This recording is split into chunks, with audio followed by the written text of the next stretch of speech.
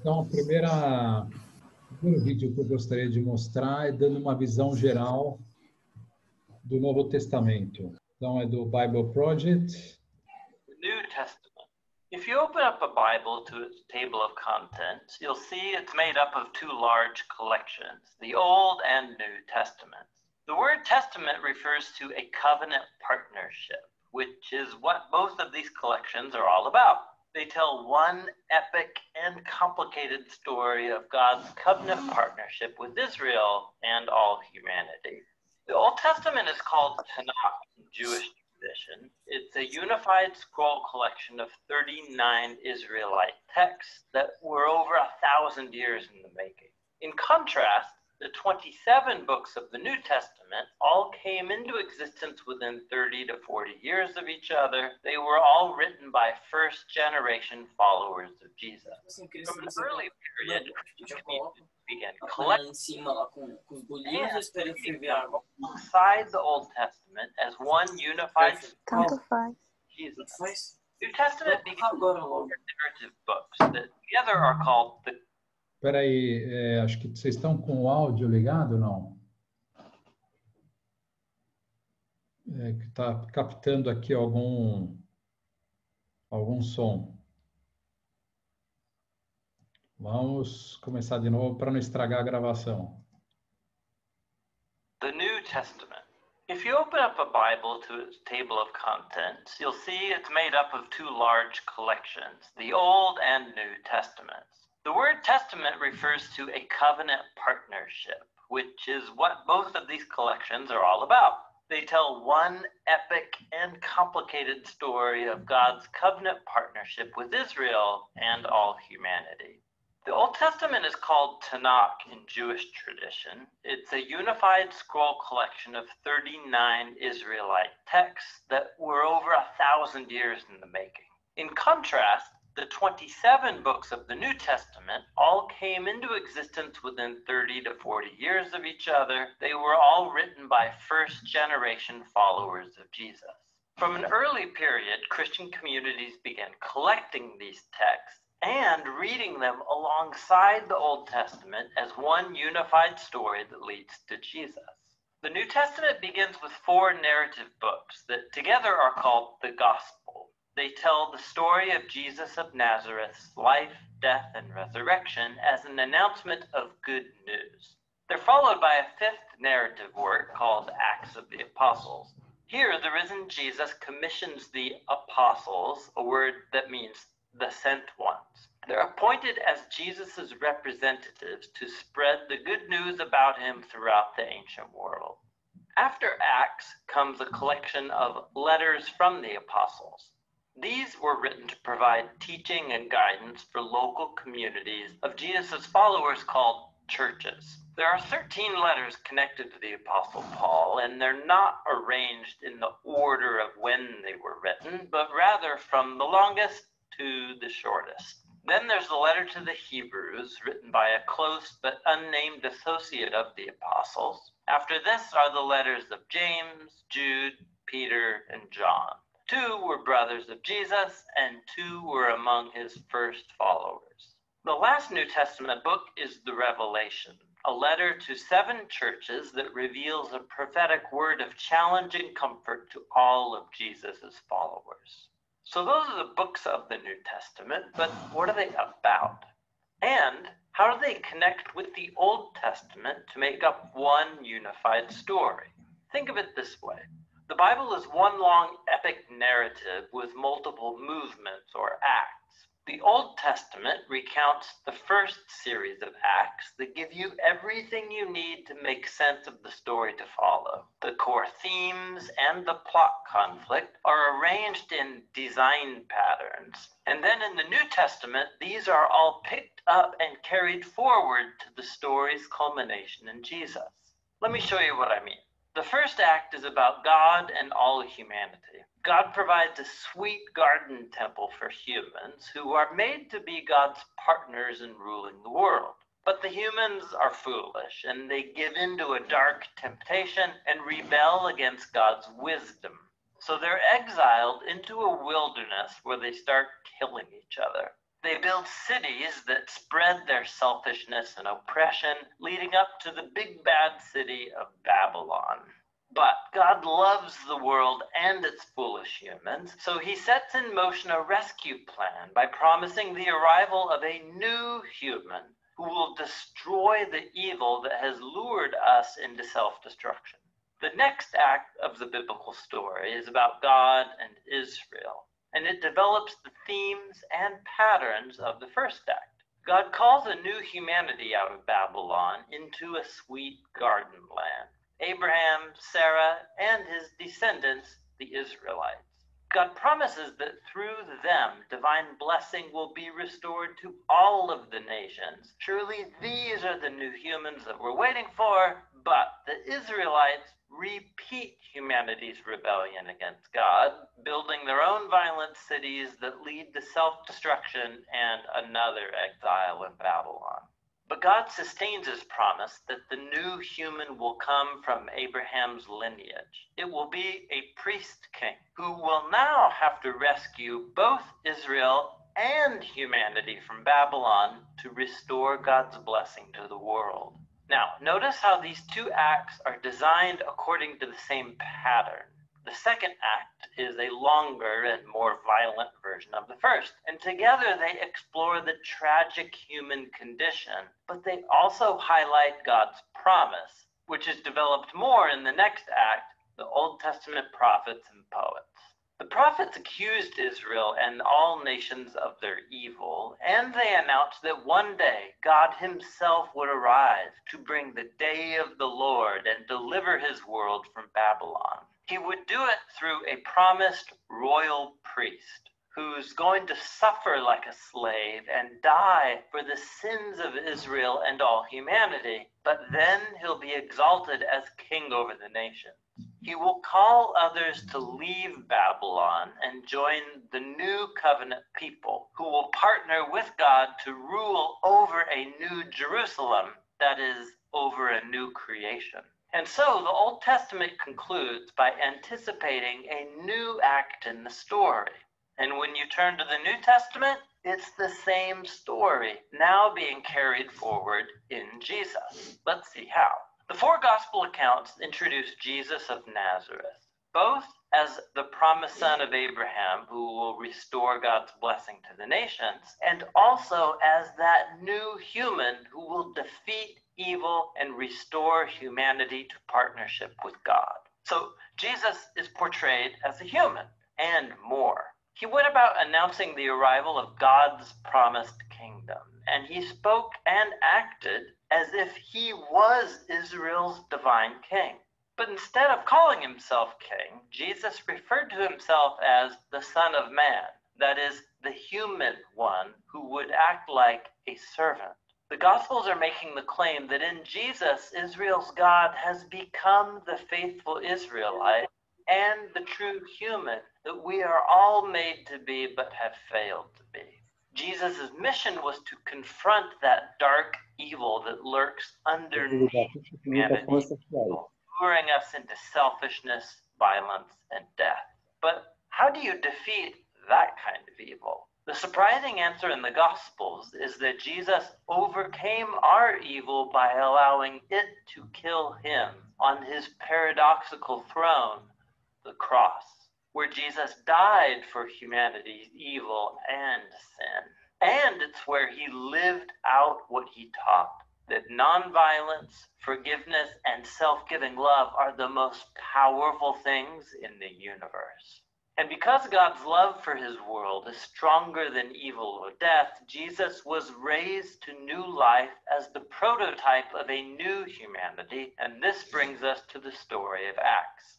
Through the Spirit, God empowers Jesus' followers to spread the life and love of Jesus out into the world, as they invite people to leave their old humanity and join Jesus' multi-ethnic family, the new humanity. This is where the letters from the apostles fit into the story. Here, the apostles address early Christian communities, and they show how the good news about the risen King Jesus changed history and should reshape every part of our lives. They also explained the good news by constantly appealing to stories from the Old Testament and the stories of Jesus, showing us how to see our own life stories as part of the epic biblical story. So all humanity is trapped in the Babylonian exile, but Jesus came to create a new home. We're all living in different kinds of Egyptian slavery to selfishness and sin, but Jesus died as the Passover lamb to liberate us into the promised land. Our old humanity is bound for the dust of death, but Jesus' resurrection opened up a new future for a new humanity. We live here in the current evil age, but through Jesus and the Spirit, a new creation has burst open here and now. And this leads us to the book of Revelation, where the whole biblical story comes together in powerful symbolism and imagery. Jesus is portrayed as a slaughtered, bloody lamb who is exalted as the divine king of the world. He's leading his people out of slavery and exile in Babylon. And as they resist Babylon's influence, they may have to suffer alongside their slain leader. But when you follow the risen King, not even death can prevent the dawn of the new creation, which is here depicted as a new Jerusalem garden temple, the true home of humanity after its long exile. And so on the Bible's last page, heaven and earth are reunited, and the new humans take up their appointed task from the Bible's first page, to rule the world together in the love and power of God. The New Testament is a remarkable collection of documents. They represent the testimony of the apostles that points us to the risen Jesus himself. And through God's Spirit, these human words have been speaking a divine word of hope from the first century to the 21st. Each book shows how God, through Jesus and the Spirit, is leading our world to its ultimate goal in a renewed creation. And so the story's end is really the beginning of a new story that is yet to be told. And that's what the New Testament is all about. Muito bom. Uma boa visão de conjunto, não é? Então, vamos seguir adiante. Eu queria mostrar agora um pouquinho o Templo de Herodes, já que, começando o Novo Testamento, é bom ambientar-nos, saber como era este ambiente de Jesus Cristo, e no caso concreto aqui, como era o templo nessa época. Então, teve aquela primeira construção com Salomão, depois aquela segunda construção com Zorobabel, e aqui já vai pegar, não uma terceira construção, porque ele não foi destruído, mas um aumento, um embelezamento por parte de Herodes. Então vamos ver aqui esse vídeo. A paz do Senhor, amém, que alegria, estamos juntos. E na última aula, em a estrutura. E é quase inacreditável, mas a certeza era quase que de indestrutibilidade. Pois é, hoje nós vamos comentar sobre a queda deste extraordinário templo. É quase inacreditável, mas é verdade. Comecemos, pois, em Mateus, capítulo 24, versículo 1 e 2, assim nós temos. E quando Jesus ia saindo do templo, aproximaram-se dele os seus discípulos para lhe mostrarem a estrutura. E eles estavam tão encantados, tão maravilhados com o templo, meus amados irmãos, que simplesmente, ao olharem para o templo, eles simplesmente ficaram assim. Jesus, olha que coisa fantástica. Jesus, olha as pedras. Jesus, olha que fantástico. E Jesus simplesmente olha para eles e diz assim: não vedes tudo isso? Em verdade vos digo que não ficará aqui pedra sobre pedra que não seja derrubada. Venhamos e convenhamos, todo mundo esperava tudo de Cristo, menos isso. Era impossível. Era impossível.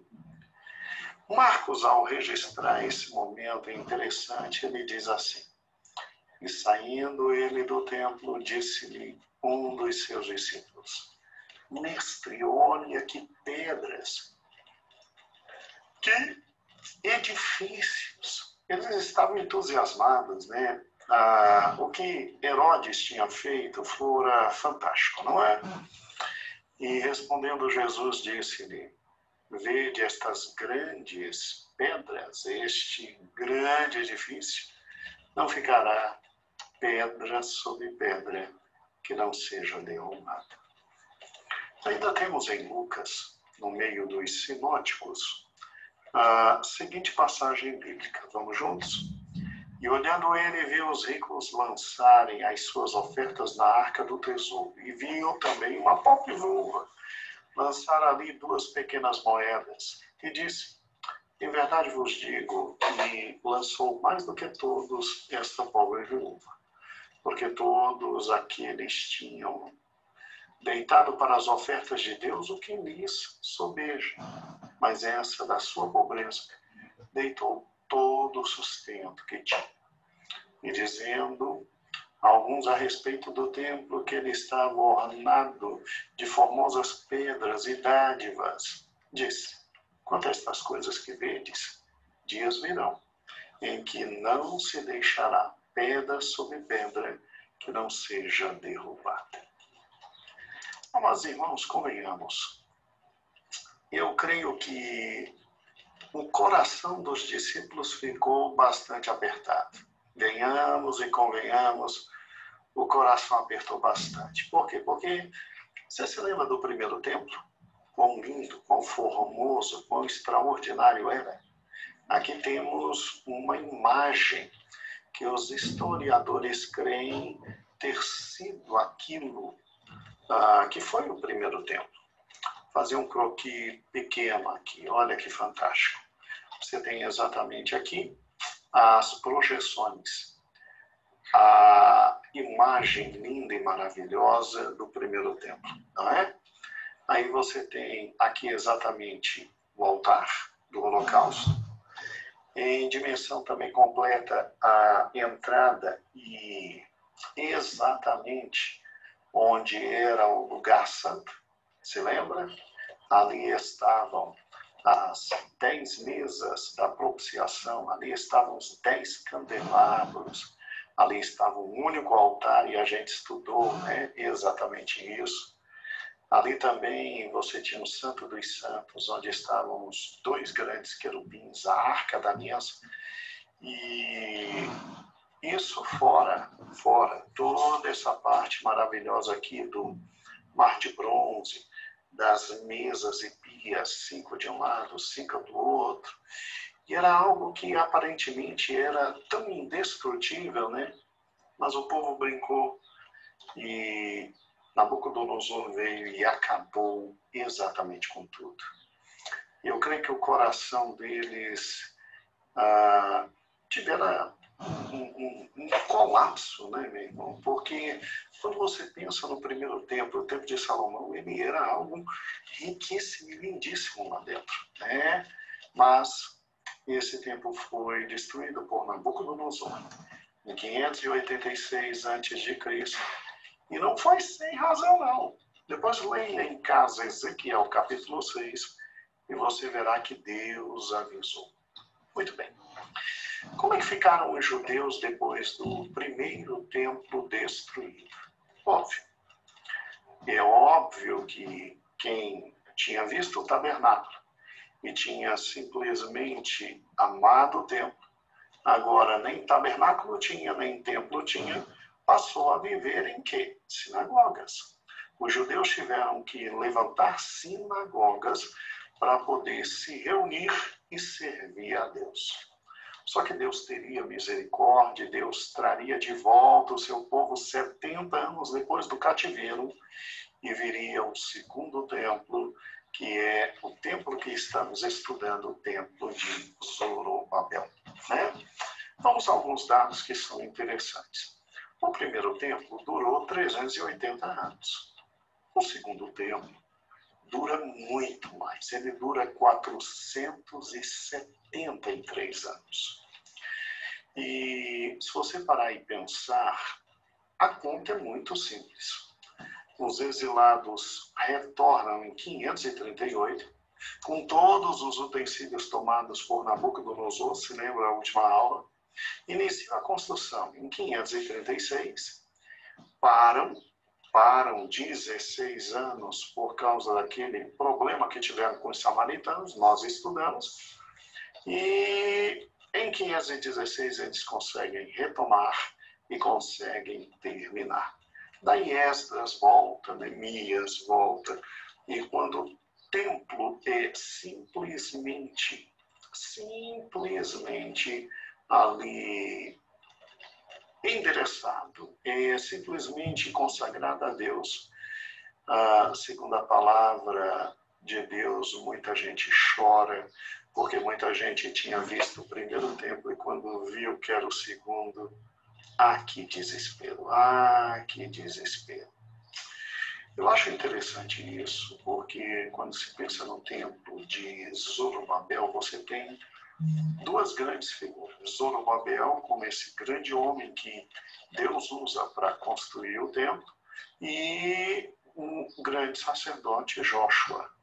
E, graças a Deus, um outro templo foi erguido. Obviamente que esse templo agora é objeto dos olhos políticos e inteligentíssimos de Herodes o Grande, que simplesmente amplia de forma monumental, como nós já estudamos, todo esse templo. E inicia as obras no ano 19 a.C. E tudo termina em 64 depois de Cristo. E aí você tem aquilo que nós chamamos de o templo de Herodes o Grande, que foi inclusive o que Jesus frequentou. Né? Nós vimos que em relação fazendo a comparação entre o primeiro e o segundo templo, agora ampliado por Herodes, praticamente o segundo templo, em relação ao primeiro templo, daí o templo de Salomão e o templo de Herodes, o segundo templo, ele simplesmente tinha mais da metade do primeiro templo. Nós vimos exatamente isso, o croquis aqui, e nós tivemos a alegria de comparar os dois templos. Veja que o primeiro templo de Salomão é exatamente metade, menos da metade do que o segundo templo, o de Herodes. E olha que a gente só está comparando o templo aqui. Herodes ainda ampliou tudo isso para pegar e sair de 5 côvados para 15 côvados, ampliando a parte dos gentios, criando o pórtico de Salomão, e quase que o Monte Moriá inteiro foi tomado. Quase que o Monte Moriá inteiro foi tomado. E veja aqui a comparação. Olha que interessante. Você se lembra? No ano passado nós fizemos isso.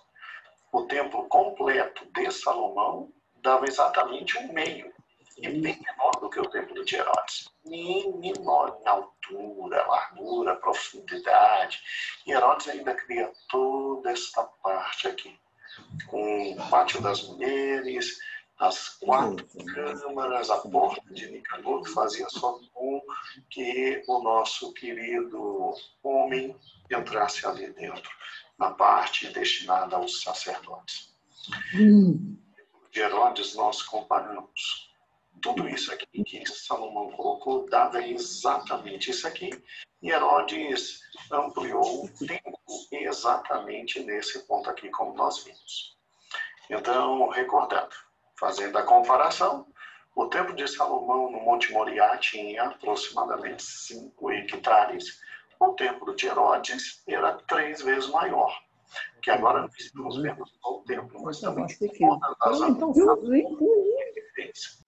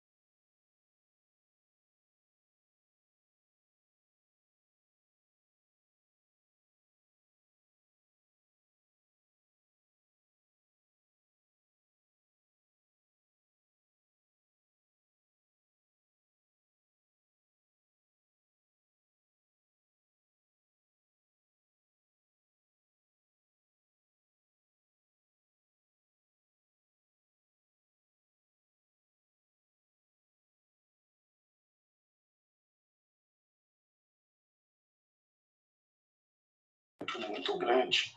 Pedras de 1 milhão de toneladas, todas elas, e 4.000, né?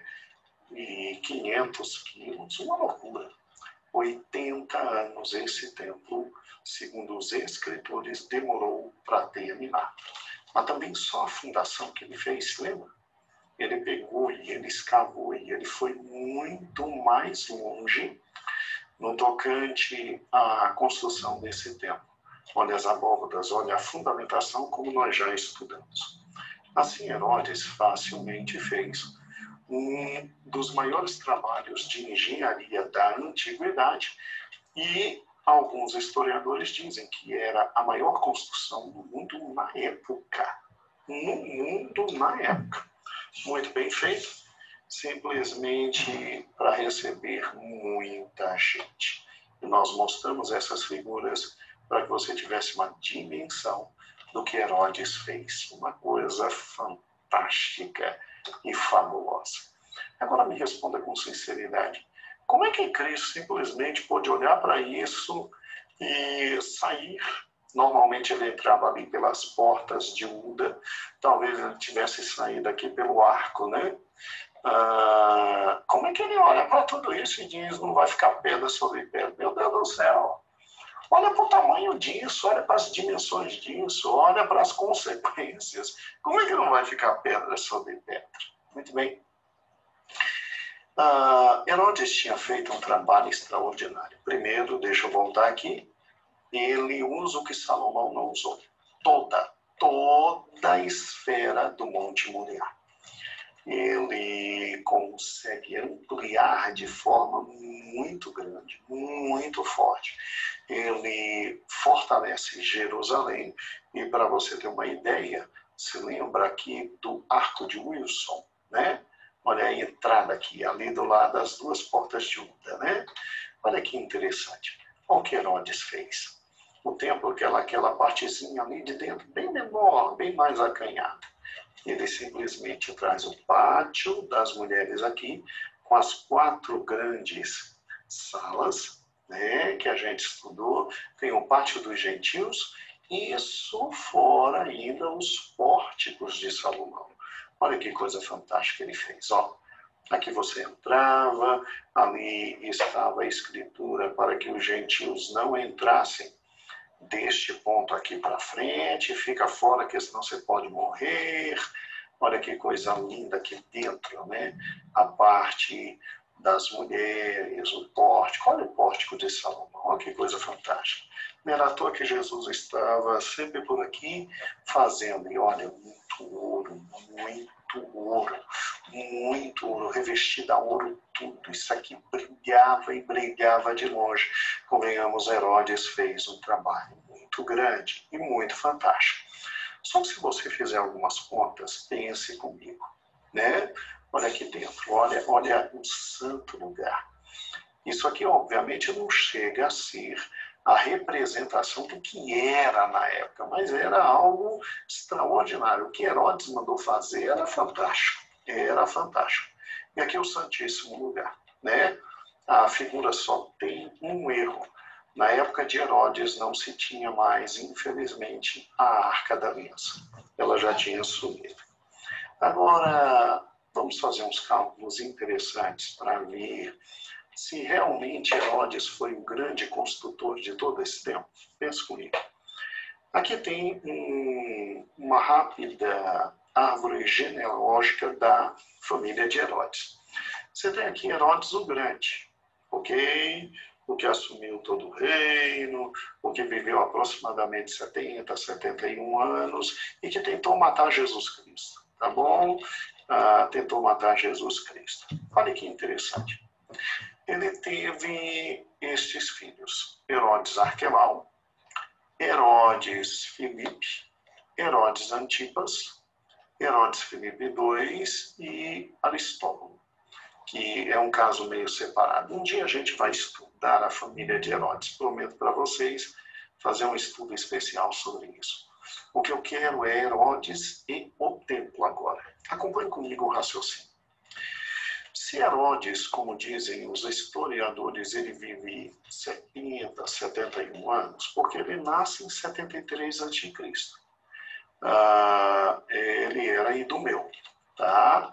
E ele morre em Jericó exatamente uns 5 ou 4 a.C., isso dá aproximadamente 69, 70, 71 anos de vida para este homem. Faça os cálculos comigo, por gentileza. Herodes manda começar a construção do templo exatamente entre 19 e 20 a.C., significando que ele tinha, nesta época, 54 anos aproximadamente. Nada de certeza absoluta. Então, pare e pense. Ele consegue avançar nessa construção uma média de que, obviamente, pense comigo, 18 a 19 anos, tá? Porque 18 a 19 anos depois, ele falece. E eu te pergunto, peraí, se a construção do templo começou em 19 a.C. e ela dura 80 anos, então, se dos 80 anos, 18 a 19, no máximo 20 anos, Herodes, o pai, o grande, é que construiu, e o término da construção foi em 64, então tínhamos aí mais ou menos 60 anos pela frente. Peraí, 57, 58 anos, quem foi que construiu nesse outro período e terminou essa construção? Bem, subiu ao trono de toda a Judeia, no lugar do pai, Herodes Arquelau.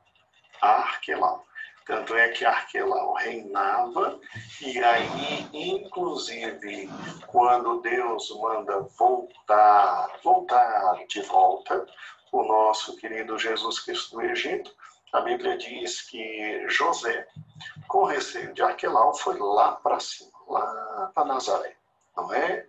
Lá para Nazaré para se cumprir a palavra de Deus que diz que ele seria nazareno. E olha que interessante, raciocine comigo. Herodes Arquelau reinou de 2 a no máximo 3 anos. Ele era tão incompetente, ele não era grande como o pai dele, que Roma, que tinha dado poder ao pai dele, Roma exilou Herodes Arquelau e colocou ali, no lugar de Herodes Arquelau, procuradores romanos. Tanto é que na época de Cristo, quando Cristo foi morrer, o procurador romano era quem? Era o nosso querido Pôncio Pilatos, não é? Então, Herodes Arquelau, por 2, 3 anos, continuou a construção do templo. Construiu, né? E aí, o que acontece? Simplesmente vários pretores romanos continuaram a construção, porque Roma viu que trabalhando exatamente nessa época, eles fizeram poucas coisas que Herodes o Grande tinha feito a maioria das coisas. Por isso o nome do templo, o Templo de Herodes, porque ele tinha feito quase 70% a 75% do templo.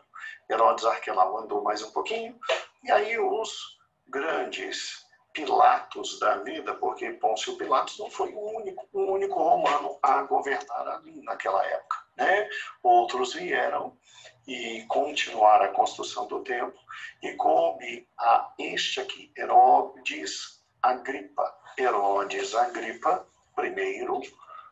que reinou de 44 a 42 ali na Judéia, competiu a ele continuar e praticamente quase que terminar toda a construção do templo. E em 64, exatamente 20 anos depois dele sair de cena, Herodes Agripa é que termina realmente toda a construção do templo. Então, se você parar e pensar, mesmo tendo o nome de Herodes o Grande, muito desse templo, muito não, 20% a 25% desse templo foi construído por quem? Pelos romanos. Pelos romanos, para acalmar quem? Acalmar quem? Acalmar os nossos queridos judeus. Então, teve toque dos romanos, mas 70% do templo já estava absolutamente construído na época de Herodes o Grande. Então, quando os discípulos disseram, Jesus, isso aqui é impossível cair, 75% estava terminado e os outros só trabalharam ali 20% a 25% desse monte que ainda tinha para fazer. Aí Jesus, segundo a palavra de Deus, vai para o Monte das Oliveiras, que era uma colina que se ergue de frente com a esplanada do templo. E simplesmente de lá, Jesus olha para os discípulos e explica tudo sobre os últimos dias. E dali vem um sermão escatológico. Olha que interessante. O Monte do Templo, ele está a uma caminhada de 10 minutos do Monte das Oliveiras, e a visão que Jesus teve provavelmente foi essa. Ele sentou no Monte das Oliveiras e ele viu o Monte do Templo. Óbvio que aqui não está o templo, óbvio que aqui está a mesquita hoje que existe lá, porque o templo foi destruído e hoje existe uma mesquita. Mas aqui nesse local, veja o templo na época de Jesus.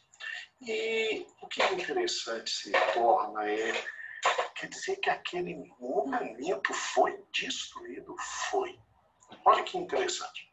Em 64 termina todos os últimos detalhes daquele segundo templo. E ele se na época de Herodes, que já era 75% a 85%, não, 75% do templo construído, já era algo estupendo e extraordinário.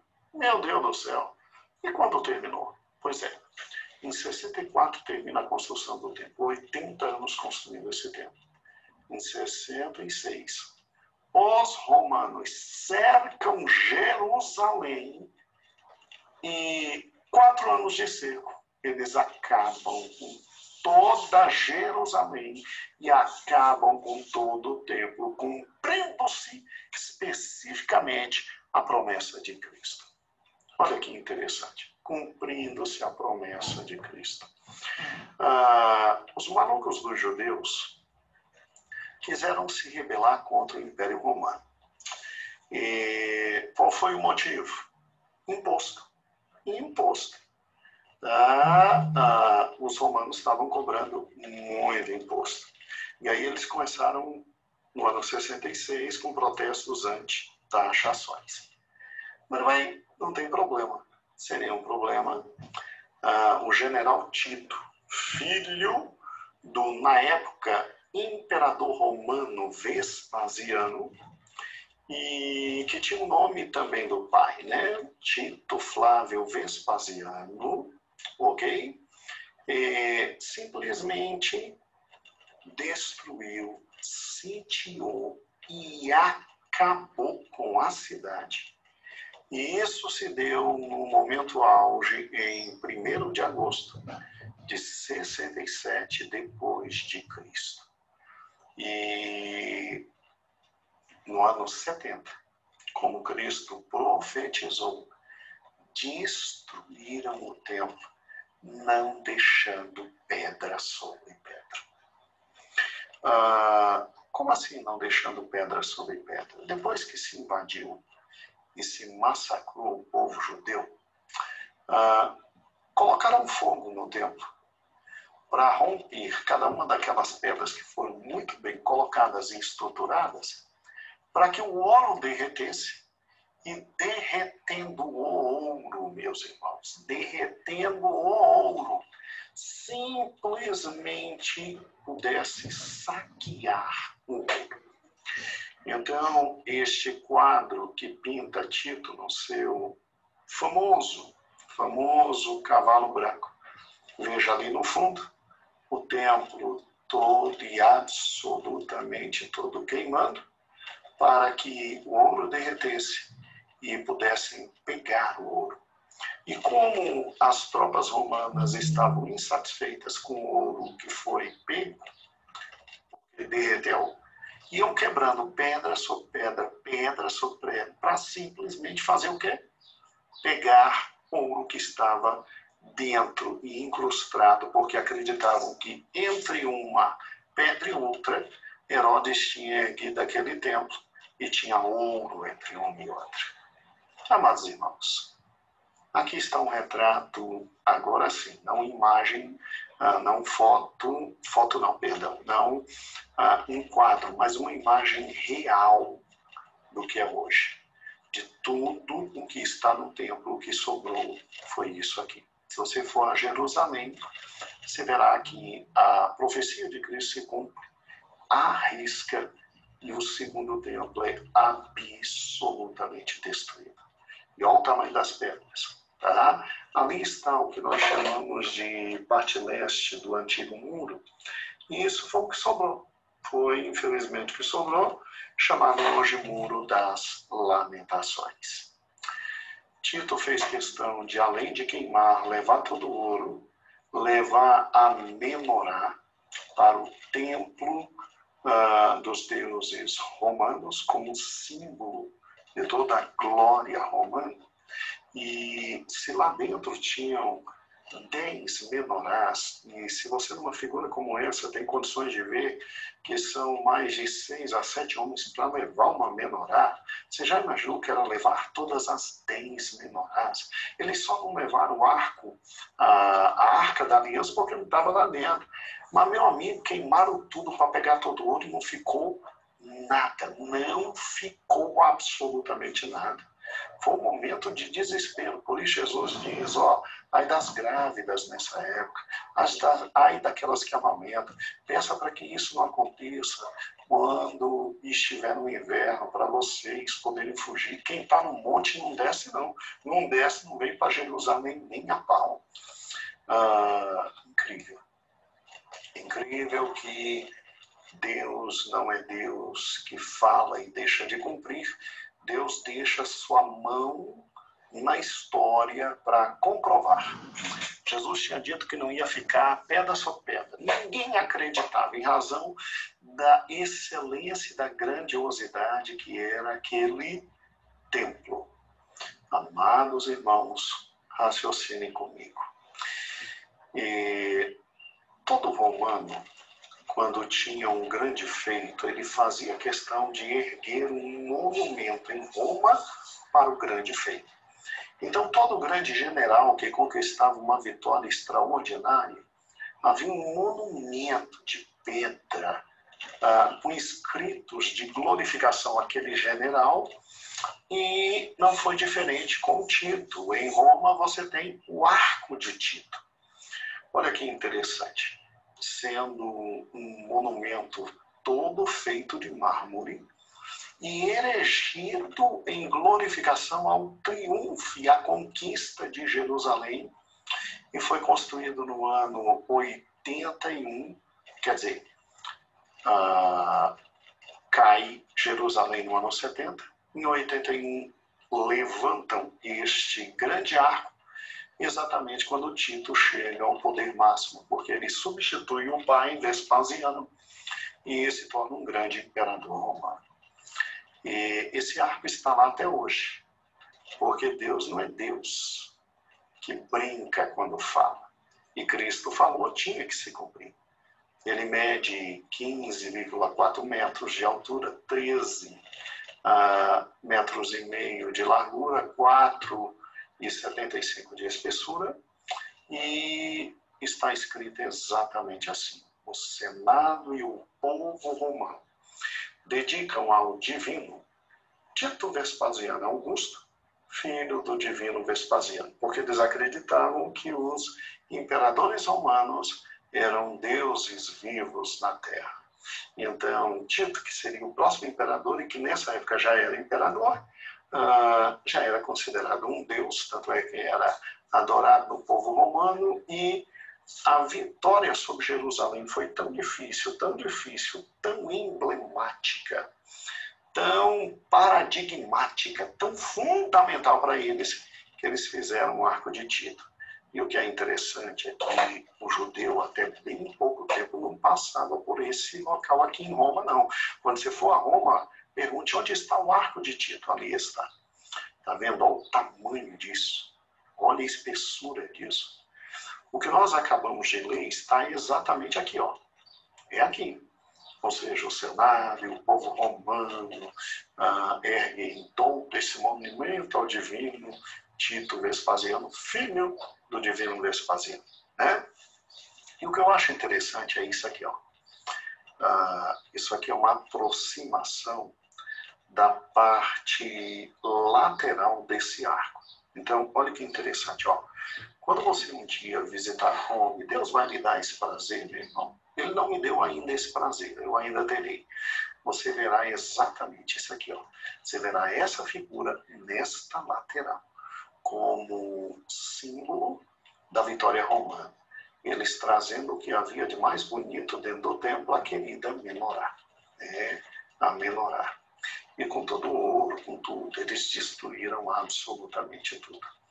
Uma curiosidade é que judeu nenhum, incrível, né? Eles não brincam em ser judeu nenhum passou debaixo do Arco de Tito.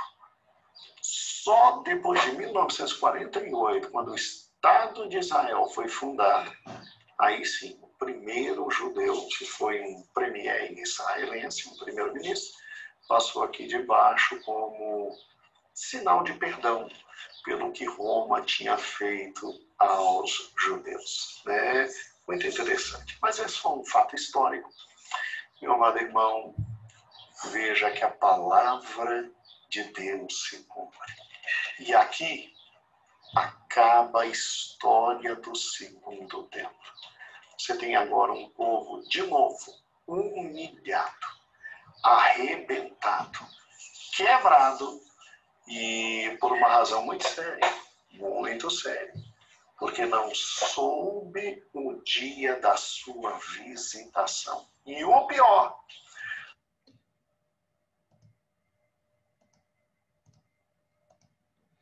muito bem, interessante, hein? Agora nós fazemos uma ideia, né, do templo, do que representava ali para os judeus na época, que de fato essas palavras aí eram inacreditáveis para os apóstolos, né, que aquilo não ficaria pedra sobre pedra. Enfim, agora também entendemos um pouquinho como é que é. Depois nós já vamos falar mais sobre o templo, né, explicar melhor aquilo que foi falado ali, o pátio das mulheres, né? Enfim, o lugar ali onde a viúva colocou o óbolo, a esmola, né? Enfim, entender essas partes todas é muito interessante para visualizar um pouco a vida de Jesus e o que se passou com ele. Vamos ficar por aqui, que já está tarde. Sim. Muito interessante. Muito bem. Muito mesmo. Nossa. Muito bom. Muito né? bom. Maravilhoso. Muito bom. Então, Obrigada, padre. até quinta-feira. Até sábado, né? Até sábado. Até sábado. Obrigada, hein? Boa noite. Obrigada. Boa noite. Tchau, tchau. Boa noite. Tchau, tchau.